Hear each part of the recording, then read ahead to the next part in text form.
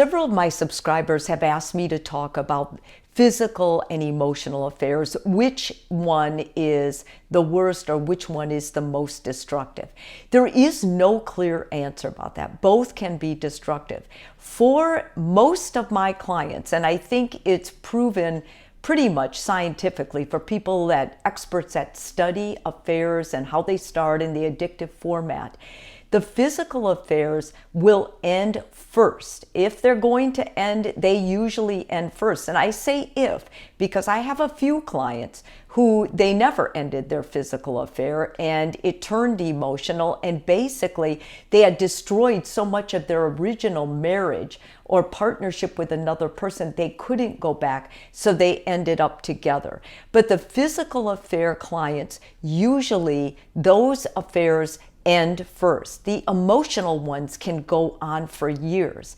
And that's why, as a psychotherapist, I usually will tell clients the emotional affair is much more dangerous. And that's also the one we're seeing more of now. We're seeing more of it because people are working in cities far away from each other. Everyone's online in some format or on some social media platform. And so it's very easy to pick up with people from your past, or people that you work with, or people that you know from another context, that you can start talking to them. And when you feel lonely, you can turn to them. And the more you turn to them instead of your partner, the more likely you're going to end up in an emotional affair. So I've had clients who have been married to someone who had an emotional affair for years.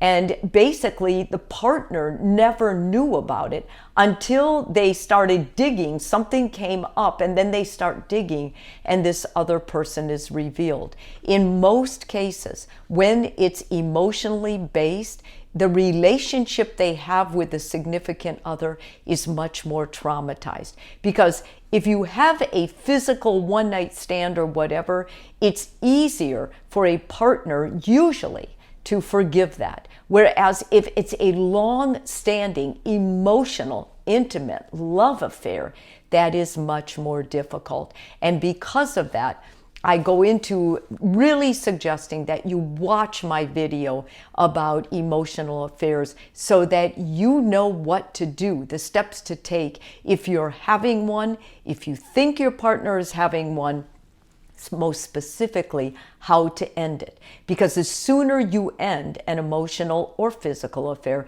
the better chance for your primary relationship, marriage, to survive. And out of all the clients I've worked with, and I think the study is overall, more of them survive the marriages and the relationships that were intact prior to the affair, if both couples really want the relationship. If one of them is too addicted to the other partner, to the new affair person, then most of the time they won't put the effort in, they won't be motivated to make the changes they have to make, and then it will end.